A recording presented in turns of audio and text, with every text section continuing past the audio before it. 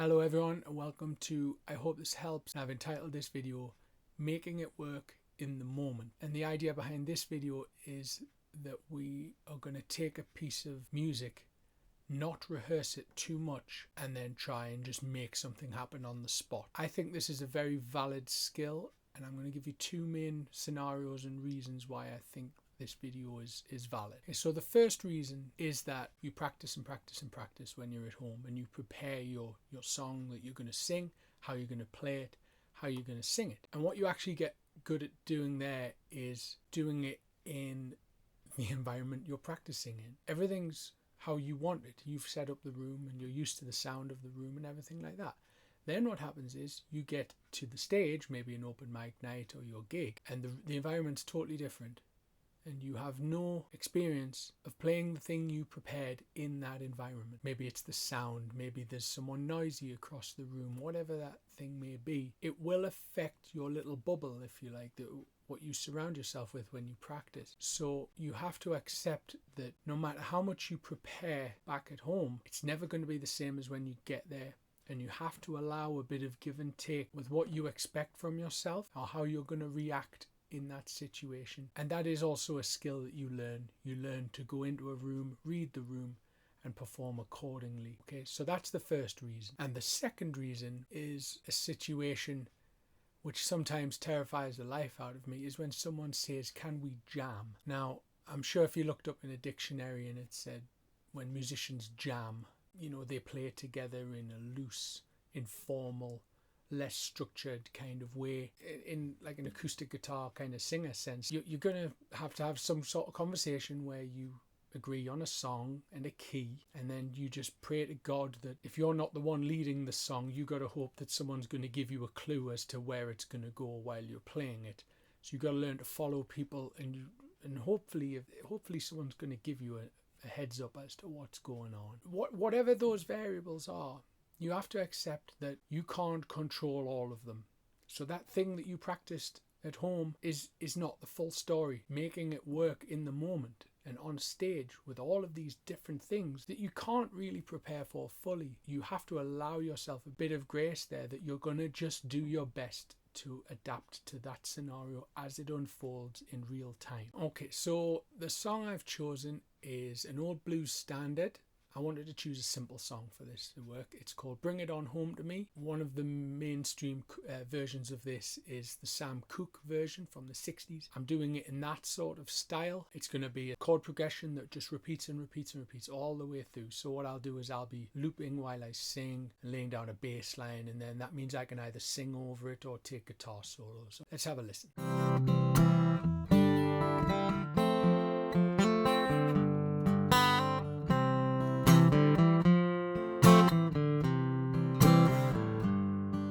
If you ever change your mind about leaving me behind, whoa, bring it to me. Bring your sweet love, bring it on home to me. Yeah, yeah. I know I laughed when you left, but I know I've only hurt myself. Whoa, won't you bring it to me? Bring your sweet loving, bring it on home to me. Yeah, yeah. I'll give you jewelry, money too, baby, that ain't all I'll do for you. Whoa, won't you bring it to me? Bring your sweet love, bring it on home to me. Yeah, yeah. Okay, are you still with me? I hope so. I hope you haven't turned it off, because that was a pretty bad start by all accounts. Let's go through why. The first thing was the introduction. So what I chose to do for my intro, which is a very common idea, is I just took the last 4 bars, 4 measures for my American friends, of the chord progression and put that at the start before I started singing. Now I think this is the bluesy kind of song, but all I did was play major chords with a little melody on the top, and it sounded a little bit safe. It wasn't edgy enough, if you like. I would have used these bluesy sounding chords instead of just the majors. Okay, so something like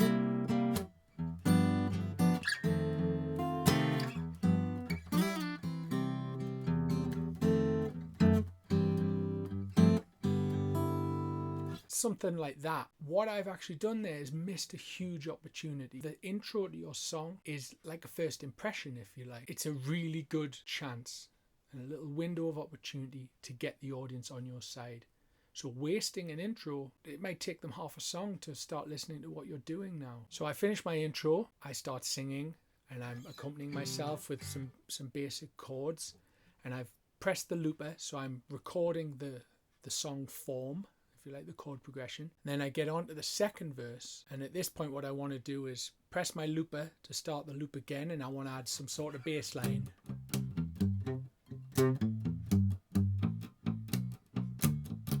But I get a bit mixed up with whether my looper is on or off. And now normally this would go on the cutting room floor, so to speak, but this is the point of this video. I'd only just got the looper at the time. I was a bit flustered because it wasn't the same as my last one. Whatever excuse I give to you doesn't really matter. The audience do not care. I either make it work or I crash and burn and the song's a write-off. I played the chords and you'll see me pressing the looper and looking and panicking and whatever. So I had to just stop, take a moment, then continue the bass line. Now, whilst all that's happening, none of my brain power is going into the singing. And it turns out that this key is actually quite high. And I really need to be giving my vocal a lot more effort than I am. So I'm currently a bit flat all the way through. So far, I'm messing around with my looper, failing hard at that, and I'm singing out of tune. Not what I would have rehearsed, but I haven't rehearsed this, so I've got to just put that behind me now and make it better later on. How am I going to recover from this poor start? On a side note, musicians do make mistakes. That's a fact. Whether the audience notice them or not is a totally different thing. You can play all sorts of mind games with yourself about whether you got things right or wrong. But if everyone else was happy with what you did, it might not be worth worrying about too much. Maybe you'll add some stuff to your practice for your own personal thing. But did you do the job, yes or no? Did you make it work in that moment? Musicians do make mistakes. How you deal with them and how you process that and forget about the mistake and be positive and move forward is a big thing. So eventually I finished playing the bass line and I'm happy that I have the chords and the bass running around in the loop. I just take a second, press stop on the looper. I know that I don't need to touch that thing now. It's just going to run round and round and round. And then I start concentrating on my singing. And the singing all of a sudden is now in tune because I'm giving it the brain power that should have been allocated to it sooner. So here's a guitar solo and another verse.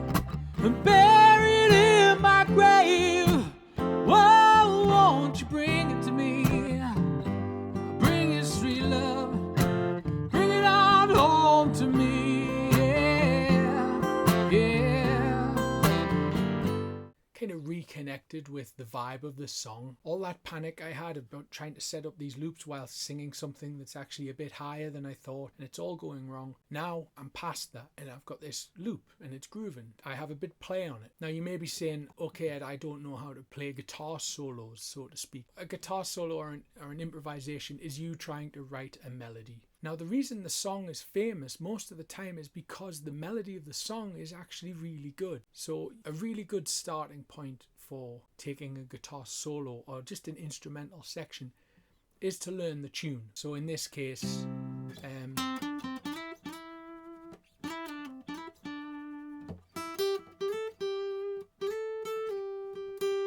that's a really good starting point to your improvising. Then you learn a bit more and you've got a few more things to play with. So I'm enjoying myself now. I take a couple of choruses round and I feel that I've forgotten about all the troubles I had at the start of the song, and I'm into it now. I'm enjoying it. So when I go back to singing, I know that I've got chords and a bass rhythm thing going. So all I need to do is play some high stuff. I think I'm doing this kind of...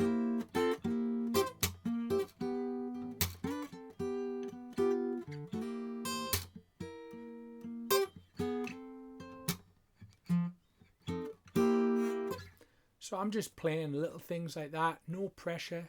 That's just me adding something when I feel like it. And I'm giving the singing my full concentration, and I think I'm starting to sound all right on this one now. So let's hear how the song concludes. You know I tried to treat you right, oh, but you stayed out all night. Whoa, bring it to me. Bring your sweet love, bring it on home to me, yeah, oh yeah.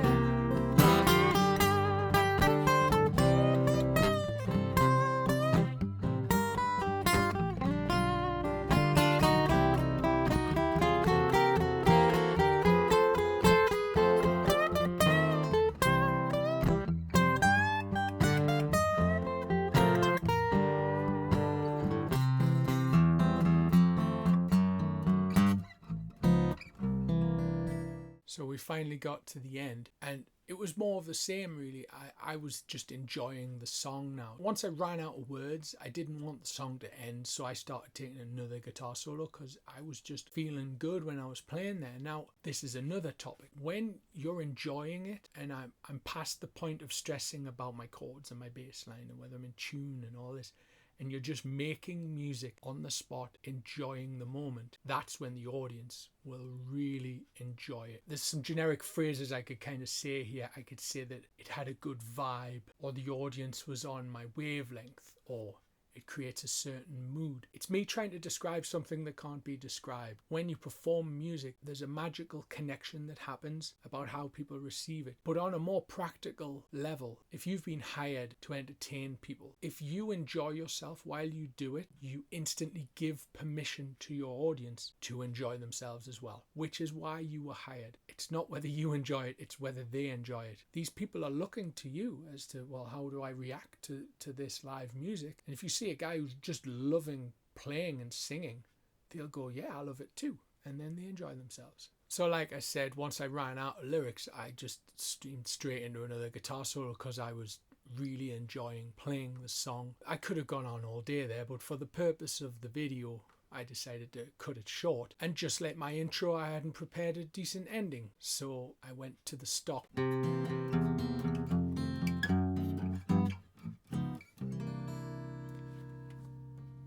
Just like my intro, I should have prepared an interesting ending. So to summarize,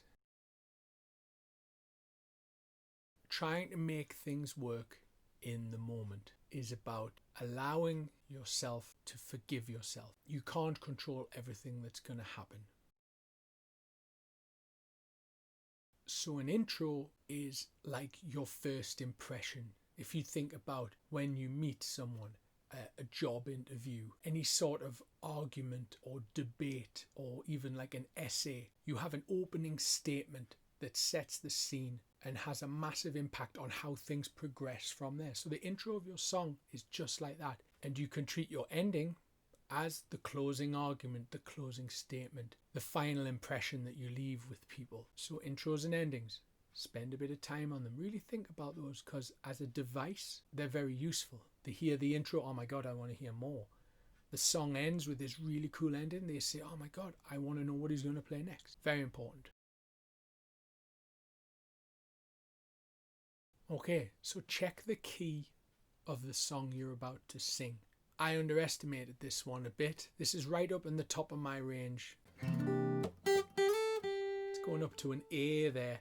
I can sing that, but it's right up the top for me. I basically underperformed the first half of the song because I hadn't fully gauged what was involved. Okay, so I'm saying, oh, it goes up to an A. Well, I know what my vocal range is. If you don't, try singing and see how high you get, see how low you get. If you can learn what your top note is and what your bottom note is, you have a chance then to start working out what key is best for you. If you were playing a gig where you had to sing for extended periods of time, it's really important that you know which songs demand a lot of physical exertion on your voice, which is a muscle after all.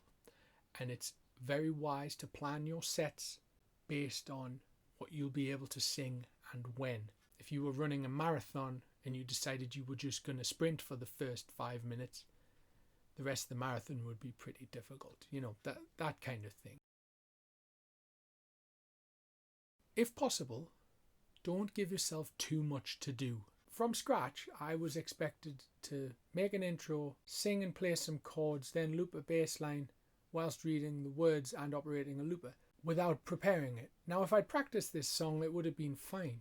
But trying to do it on the fly, I would say, right, Ed, well, you gave yourself too much to do there and you paid the price because the first half of your song didn't sound as good as the second half. If you can set up your arrangements in a way where you're not trying to do too much all of the time, because you will get found out eventually, try and pace yourself and get things to develop in a way that you can cope with.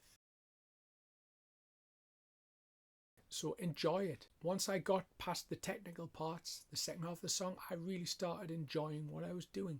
And that is the best performance you can give. And it's what the audience want to see. No one wants to sit and watch someone struggle on a stage. They want to see someone enjoying it and performing well and enjoying doing so. So like I said, if someone's paying you for a service, it's about the audience reaction, and it's up to you to get that reaction from the crowd, and you looking like you're enjoying yourself is a great catalyst. So talking about this jam situation now, it's about accepting that it can be loose, things can change. You can meticulously prepare something at home and then you get to the gig and you end up playing something totally different. It's about adapting to what's happening in the room at the time.